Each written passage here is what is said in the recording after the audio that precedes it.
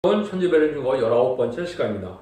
아모스 3장을 통하여 하나님께서 자기 사람에게 하는 일에 대해서 의협된 종에 대해서 시적인 사명제에 대해서 변론해 보도록 하겠습니다. 본장은 하나님께서 시적인 역사를 당신이 홀로 하는 것이 아니고 사람을 통하여 역사하신다는 것입니다. 하나님께서는 자기와 의협된 종을 통하여 역사하시고 다른 사명자들은 그 종과 의협하라는 것인데요. 시대적인 사명자의 역사를 뜻하는 겁니다. 역사적으로 시대적인 사명자는 대표적인 사람이 양심시대에 노아가 있었고요. 언약신앙 시대에 아브라함이 있었습니다. 율법시대에 모세가 그 시대의 시대적인 사명자죠. 은혜시대는 베드로와 바울이 대표적으로 주님 앞에 귀히 쓰임받은 종들이다, 사도다 이렇게 볼 수가 있죠. 환란장 시대는 우리가 아는 것처럼 두 증인이다 이렇게 나와 있죠. 그래서 시대적인 사명자가 저 쓰임받는 것은 그 시대에 하나님이 예제전간에 하나님의 마음에 합하여야만 하나님의 그 뜻 당시에 뜻을 이루어가는 것이 하나님이 하시는 방법이다. 이렇게 말씀을 드릴 수가 있고요. 그 시대는 하나님께서는 그 종을 중심으로 해서만 구원을 베풀지 다른 사람을 통해서 구원해주는 역사가 없습니다. 하나님께서 이 시대에도 이제는 두 증인에 들어갈 종, 또 이 시대에 하나님께서 예전간의 시대적인 사명자로 예정된 종이 쓰임받는데 그 안에 들어가지 않고는 구원의 방법이 없는 것이 하나님의 변함없는 역사적인 방법이다. 이렇게 볼 수가 있습니다. 그래서 하나님께서는 이 세상이 다 이루어지는 것이 바로 사명자에게 알려주고 그다음에는 모든 재앙이나 모든 전쟁이나 모든 이런 일들이 하나님의 주권하에 하나님의 섭리에 다 이루어지는 일이다. 이걸 우리에게 강조하고 계시죠. 역사를 주관하시는 하나님이다. 그래서 역사의 주권자 되시는 하나님이 하나님의 종을 어떻게 들었을 것이냐 이걸 우리에게 말씀하시는 건데요. 1절 2절입니다. 이스라엘 자손들아 여호와께서 너희를 쳐서 이르시는 이 말씀을 들으라. 애굽 땅에서 인도하여 올리신 온 족속을 쳐서 이르기를 내 땅 모든 족속 중에 너희만 알았었나니 그럼 내가 너희의 모든 작을 너희에게 보응하리라 하셨나니. 여기 이제 이스라엘에 대해서 하나님이 말씀하시죠. 이때는 구약 시대는 이스라엘만 선민이었기 때문에 하나님이 상대하는 민족은 이스라엘밖에 없었죠. 그런데 이스라엘 백성들이 폐역한 삶을 살고 사명자로서 순종치 않는 이런 죄를 범하게 되니까 하나님은 그런 보응의 차원에서 큰 죄를 지은 것을 이제 묻게 되죠. 그래서 징벌로 내려오는데 그것을 특히 아모스는 지진으로 이제 망하기 2~3년 전이나 그랬죠. 그런 일들이 이제 하나 앞에 있는데 그래서 언약을 세우는 민족도 순종치 않을 때 이렇게 이제는 쳤어. 그랬는데 언약을 이루는 민족의 순종치 할 때는 하나님 또한 그냥 둘 수가 없는 것이죠. 그러니까 하나님께서는 사랑을 베푸시되 진리 앞에 순종하면 복을 주고 순종치 않으면 화가 준다는 하나님의 공의 법은 변할 수 없는 법입니다. 그래서 하나님께서는 진리 앞에 순종하는 일이 반드시 있어야 된다 이 말이거든요. 그런데 하나님께서는 이제 너희만 알았다는 것이 그거는 사명이죠. 이스라엘 백성들은 이런 이스라엘 백성들만 통해서 언약을 기록하기 위해서 언약을 기록하셨죠. 그런데 어떻게 했어요? 사마리아처럼 이제 타협이 돼갖고 이방 종교를 받아들이는 이러한 죄를 저질렀죠. 그러니까 그것을 하나님 그냥 둘 수가 없다 이 말이죠. 하나님 사랑을 저버리고 이방 종교를 따라가고 우상을 섬기는 일을 이제는 그냥 둘 수가 없으니까 그때 당시 하나님께서는 무서운 치즈의 불로 징벌을 했던 일이다 이 말입니다. 그래서 이 시대에는 이제 뭘 뜻하느냐 왕국 건설을 하기 위해 사명들이 나오는데 왕국을 방해하는 세력들은 하나님이 대적으로 여기는 때가 온 것이다. 그래서 이런 사명을 감당할 만한 인격이 되려면 하나님께서 믿고 맡길 수 있는 것을 까불어 보시겠죠. 그것이 참 어려운 일입니다. 베드로도 마찬가지고 모세도 마찬가지고 그 길을 다 갔던 사람들인데 그래서 말세 사명자는 야곱의 시절, 요셉의 환란, 다윗의 고난, 욥의 인내 이것이 다 필요한 때이기 때문에 쉽지 않습니다. 그래서 하나님께서 천지창조보다도 어려운 것이 하나님과 의협된 종을 기르는 것이다. 이렇게 말씀하시는 거거든요. 그러니까 얼마나 하나님 뜻에 합당한 자가 되기가 쉽지 않다. 이 말이거든요. 그런 일들이 이제 이루어지는데 이 사명에 대한 부분을 제가 자꾸 말씀드리는 것은 이거를 아는 자도 없고 믿는 자도 없고 이걸 모르고는 성경의 하나님의 뜻을 정확히 알 수가 없는 거거든요. 그래서 잠깐만 그 말씀을 드리도록 하겠습니다. 여러분들이 이제 시편 118편 20절 23절에 보면 이런 말이 있습니다. 건축자의 고린들이 보통의 뜰에 모래뜰이 되었는데 하나님의 작정된 일인데 너희는 기여하느냐 이렇게 물어보시거든요. 이것이 큰 하나님의 뜻을 이루는 큰 흐름인데 이걸 지금 알지 못했죠. 그래서 이거를 설명한 분이 바로 누굽니까? 예수님이거든요. 예수님이 이제 그 과정을 통해서 어떻게 하나님의 뜻이 이루어지는 이 말씀이 이루어지는가를 설명한 것을 제가 잠깐 설명해 드리겠습니다. 마태복음 21장 19절에 보면 이 사도들과 더불어 주님이 들녘을 지나다가 뭐라 그럽니까? 철일은 무화과나무를 보고 영원히 열매를 맺지 못하려는 저주를 하니까 그 무화과나무 말려 죽는 이적이 일어났죠. 그것이 큰 의미가 있는 겁니다. 그 무화과나무는 아직 이제는 열매를 맺지 못하는 때거든요. 당연히 열매가 없는데 주님은 열매가 없다고 책망해서 결국은 저주를 했다 이 말이거든요. 이것이 누구를 상징하느냐?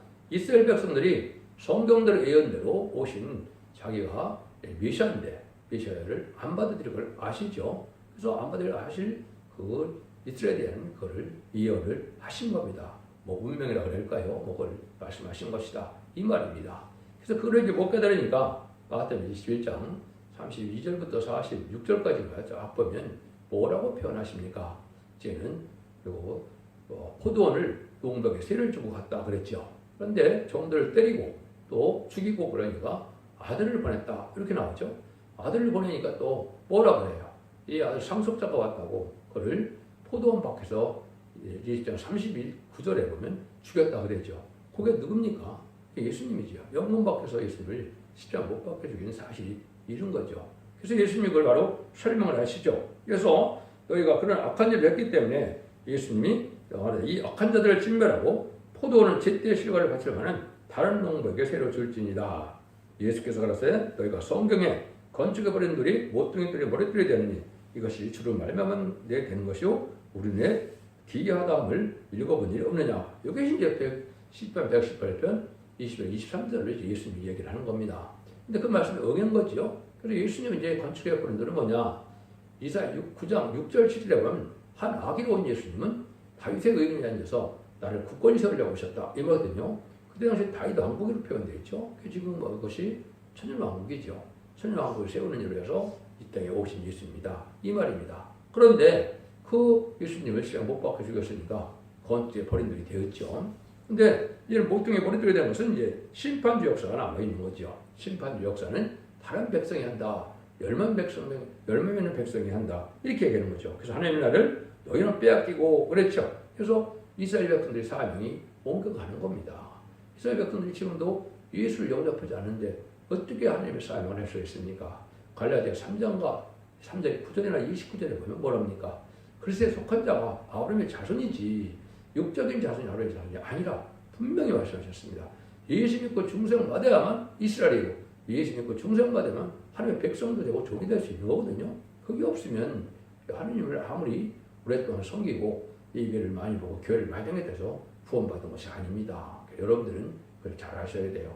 그래서 예수님을 바로 믿어서 중생받는 역사가 와야 그게 바로 하나님의 일을 할 수 있는 일이 되고 종도 되는 거거든요. 중생받지 못하고 하나님의 섬기는 아무도 할 수 없는 거죠. 그래서 너희 나라는 빼앗겼다. 당연히 빼앗길 수밖에 없겠죠. 이스라엘 백성들이 예수를 영접하야 하는데 예수님의 일을 어떻게 합니까?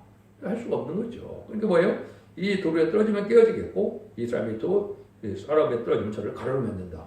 심판주 역사는 용서가 없다 이 말입니다. 전멸을 당한다 이 말입니다.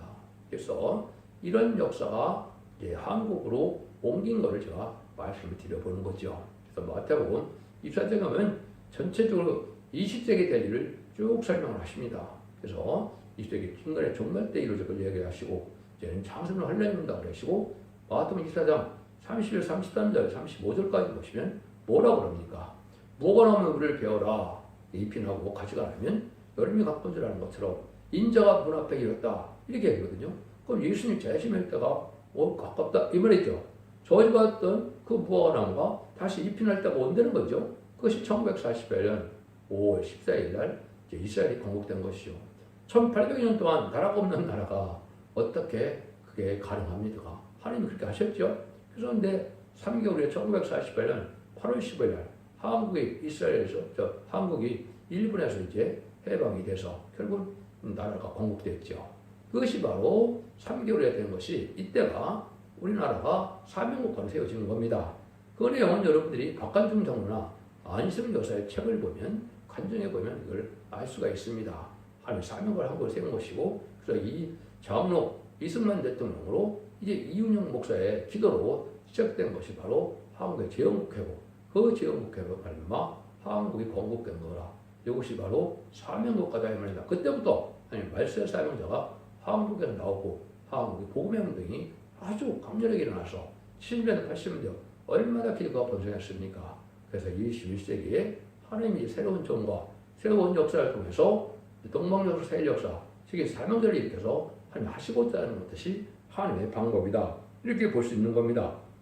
그래서 하나님께서는 이렇게 이제 의협되기 전까지는 나라가 됐건 사명자가 됐건 하나님이 합당치 않으면 이렇게 친다. 그래서 하나님은 의협된 종을 만들어서 인격적으로 믿을 만한 자가 돼야 이제는 하나님을 들었습니다. 이 말입니다. 그래서 북이스라엘에서는 이렇게 하나님의 말씀을 순종한다. 지진을 해서 징벌했던 것처럼 우리나라도 사명을 잘 감당 못하니까 유교가 있었죠. 유교 징벌을 받은 겁니다. 그래서 일제 36년 동안에 어떻게 보면 신사참배 제도 있고 또 사명을 받은 국가로서 하나님을 두려워하고 하나님을 경외하는 모습은 없었거든요. 그래서 그런 징조로 해서 깨닫게 한 것이다. 3절에서 5절입니다. 두 사람이 의협지 못하고요 어찌 동행하갔으며 사자가 옮긴 것이 없고요 어찌 숯불에서 불이 지겠으며 젊은 사자가 잡은 것이 없고요 어찌 굴에서 소리를 내겠느냐. 내 창녀를 땅에 벽불지 아니하고요 새가 어찌 거기 치이겠으며 아무 잡힌 것이 없고요 창녀가 어찌 땅에서 뛰겠느냐. 이렇게 말씀하시는데 여기 바로 이제 하나님은 자기와 의협되지 않으면 하나님을 할 수 없는 일이다. 사자도 먹을 것이 있어야 울어버렸듯이 하나님도 의협된 사람이 있어야 일을 하신다는 말이죠.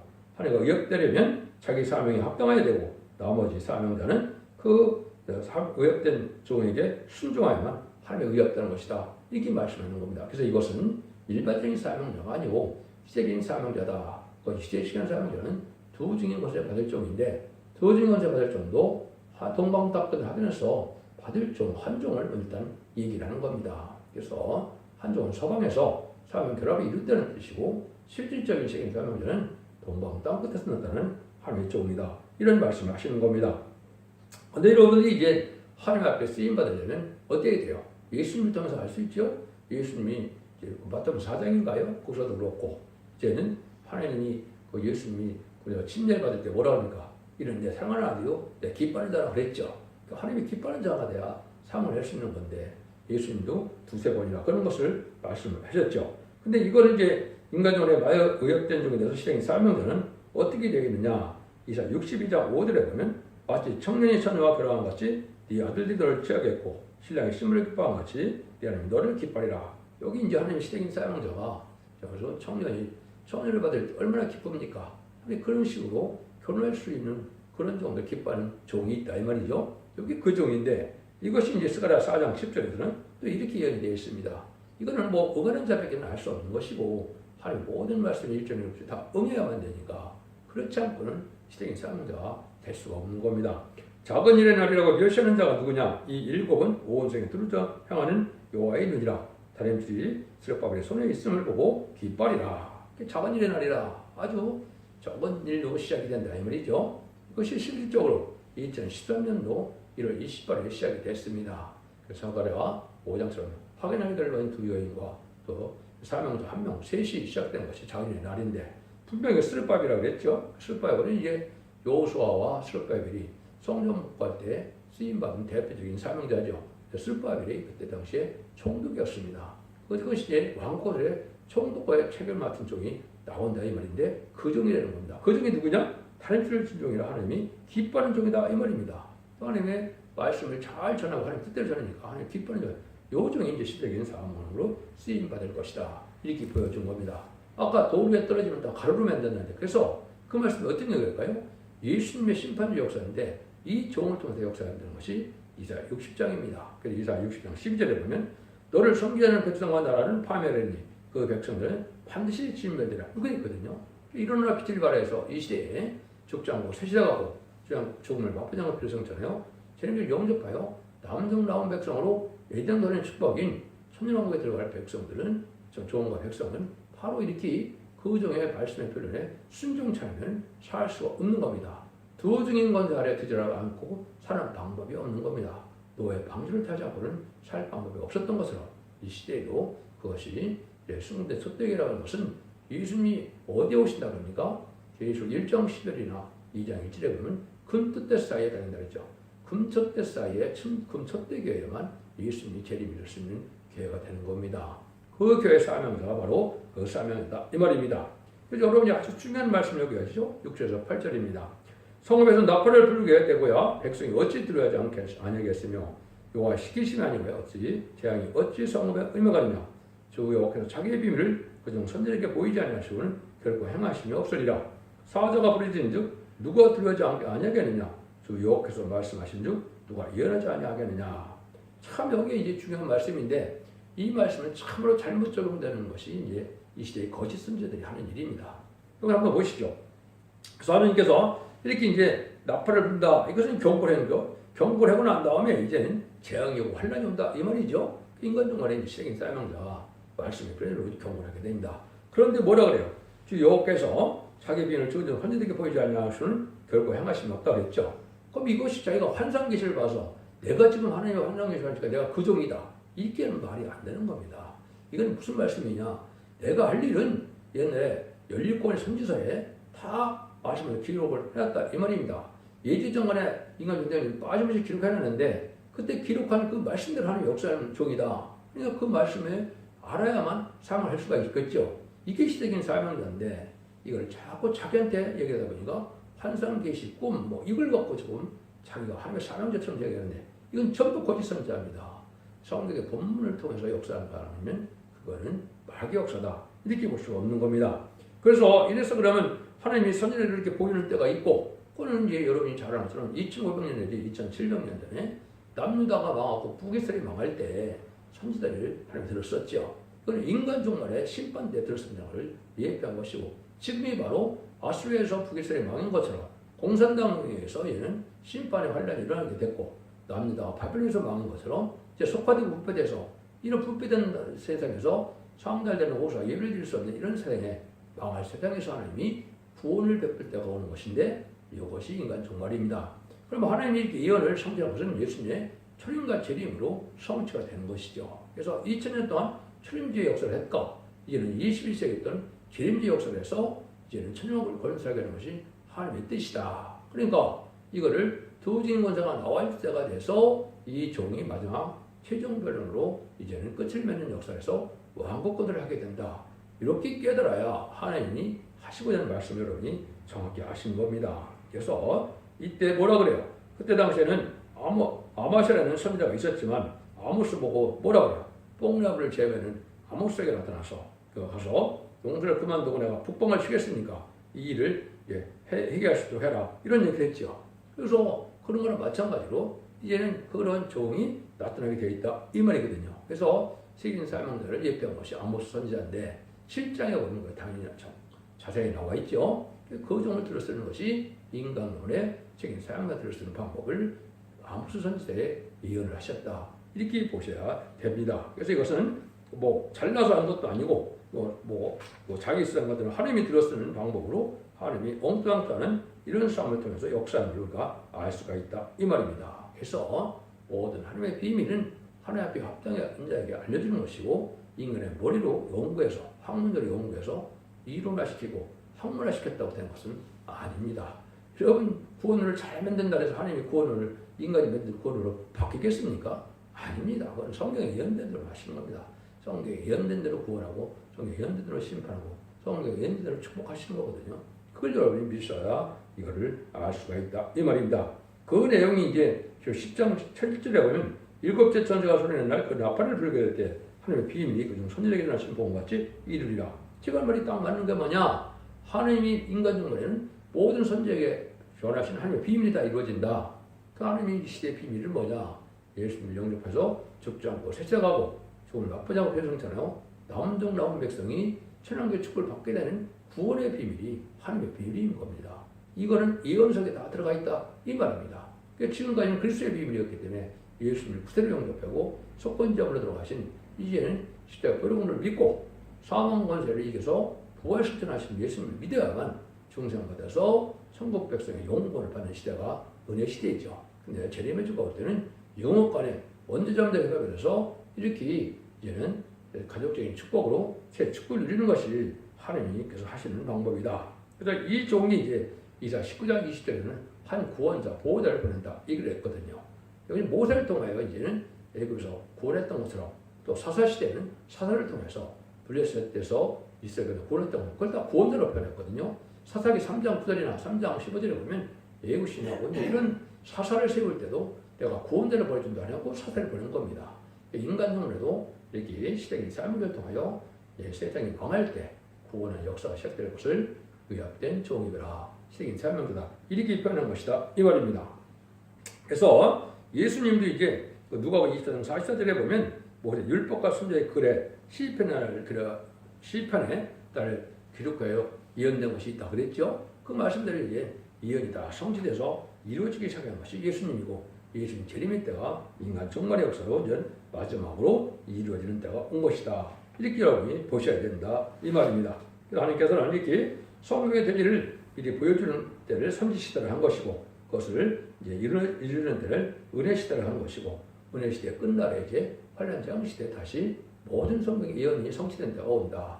이때가 바로 마지막 한일의 3,300의 역사 동안에 구원을 진행할 그 조언을 뜻한 것이다. 이렇게 보셔야 된다. 이 말입니다. 그래서 12절입니다. 아수르의 공들과 애굽 땅들의 공들의 경파여 이르기를 너희는 사마리아 사람들에 모여 그 성 중에서 얼마나 큰 요란함과 학대함이 있나 보라. 하라. 자기 궁궐에서 보악과 겁대를 쌓는 자들이 바른 일을 행할 줄 모르느니라. 이는 여호와의 말씀이라. 주 여호와께서 가라사대 때 이 땅 사면에 대적이 있어 네 힘을 세하게 하며 이 궁궐을 약탈하리라. 여호와께서 가라사대 목자가 사자입에서 양의 2다리나 기초각을 거드는 같이 사마리아에서 침상무통이나 걸상에 비단 방석에 앉은 이스라엘의 자손이 건드림을 입으리라. 멸망받은 도성이 되고 말았다. 이 말이죠. 그래서 많이 배교하는 이런 일이 돼서 결국은 망할 수밖에 없는 때가 오는데 아주 이제 구원받기가 쉽지 않다는 거죠. 굴고는 불사른다. 부패된 지도자 때문에 망하는 것이 항상 종말이죠. 그런 시대가 망해서 다 사자 입에서 양의 2다리나 기초를 얻어먹은 것 같다. 다 망할 때가 돼서 망해서 공산당에서 다 망하고 환란 때 망했는데 아주 적은 숫자만 구원을 받는다. 이 말이죠. 그 다음에는 뭡니까? 여기서 심상 모퉁이에서 걸상에 피단 방석에 앉은 자들을 거둬낸다 그랬죠.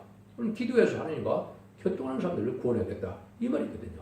여러분 이 시대에는 이런 신앙을 가지지 않으면 환란 장대에 살아날 수가 없는 겁니다. 그래서 추수는 마귀적인 공산당이다. 환란 때 죽이는 것이 추수해가는 것이고 거기서 이적을 짓는 것 같이 하나님께서는 남은 백성으로 새 축복을 누리게 한다. 이게 하나님의 하시는 방법이다. 이 말입니다. 그래서 지금 이 시대에 뭐를 하나님께서 하시고자 하는 걸 여러분이 잘 아셔야 되고 그 뜻에 합당해야만 하나님의 사랑을 받고 구원을 받을 수 있다. 이렇게 볼 수 있는 겁니다. 13절 15절입니다. 주 여호와 만군의 하나님이 가라사대 너희는 듣고 야곱의 족속에 증거하라.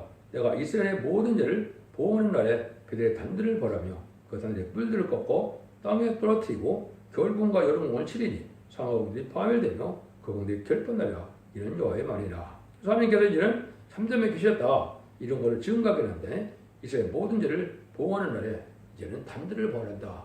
모든 교회가 망한다 이 말입니다. 그래서 모든 교회가 이제는 지금은 하나님이 잠잠해 계시니까 잘 먹고 잘 사는 것 같지만 환란장의 날에는 속화되고 부패되고 하나님 시대적인 법인 예능을 지키지 않는 자들은 경우에 말씀은 다 망한다 이 말입니다. 아무리 교회가 화려하고 크고 훌륭하더라도 다 망해지는 거죠. 여름공과 겨울공이라고 했죠. 여기 상하공이다. 얼마나 호락해, 그죠? 냉난방이 잘 되는 이런 교회를 할지라도 망한다 이 말입니다. 여러분들이 화려하고 큰 교회 다니니까 내가 신앙의 정통인 것으로 내가 아주 걱정이 없는 것으로 생각하는데 그런 신앙 갖고는 살아남지가 못한다 이 말입니다. 그래서 하나님 보시기에는 이제는 어리석은 자 같지만 사람이 보기에는 어리석은 자 같지만 하나님께는 이렇게 시계 사명을 통하여 경고의 말씀을 전하고는 경고의 말씀대로 심판해서 하나님은 하나님의 뜻을 일단 이루어서 남은 백성으로 새 시대를 이루는 것이 하나님의 방법이다. 이걸 지금 말씀하시는 것이다. 이렇게 볼 수 있는 겁니다. 이 하나님은 사명을 가진 택한 자에게 대하여 어떻게 행하시는 것을 가르칠 때 하나님의 전적인 예언의 말씀을 따라서 행하심으로 판단을 내리는 것을 가르쳤는데 하나님은 성경 예언된 대로 심판하고 성도 의원들로 구원을 가르쳐주는 것인데 그건 아무나 되는 것이 아니고 하나님께서 의협된 종이 인정한 종이야만 책임 사명자야만 그 종의 삶을 할 수 있다. 그래서 21세기 전에 나온 이단과 탈선된 자가 많은데 참적이 아닙니다. 그래서 성도 예언대로는 21세기에 왜 그렇습니까? 예수님이 1세기에 오셔서 은혜 시대를 열어놓으셨죠. 그래서 21세기에 들어와서 이제는 새로운 종이 새로운 시대를 열어서 이제는 천년왕국이 이루어지는 것이 21세기입니다. 여러분들이 그것도 잘 분별하셔서 하나님의 의협된 종이 역사하는 교회가 무엇이냐 성경되는 것이 첫대계고 이 시대에 사랑의 방주, 은혜의 방주, 구원의 방주임을 여러분이 아셔야 됩니다. 그래서 알고를 모르는 교회다 이렇게 볼 수 있는 것이죠. 기독교 2000년의 역사가 예수 믿고 중상받아서 영원으로 끝을 맺는 것이 아니고 이제는 예수 믿고 중상받다 할지라도 예언없이 읽고 듣고 지켜서 원지자문을 해결해서 영원간의 구원으로 자선만대 축복으로 가족적인 구원으로 남동네 하나님 백성이 되어 천년국의 심판 때 살아남아서 천년국의 축복을 누리게 된 것이 에덴 동네의 축복을 다시 누리게 되는 것이 하나님의 놀라운 구원의 역사고 이것이 천지를 창조하신 하나님의 목적이 달성되는 일이다. 이런 때가 지금 임박한 때다. 이렇게 볼 수 있는 겁니다. 여러분들 잘 분별하심으로 자선만대 축복을 누리는 복된 종들과 성도님들 다 되시기를 예수님으로 간절히 축원드립니다. 아멘.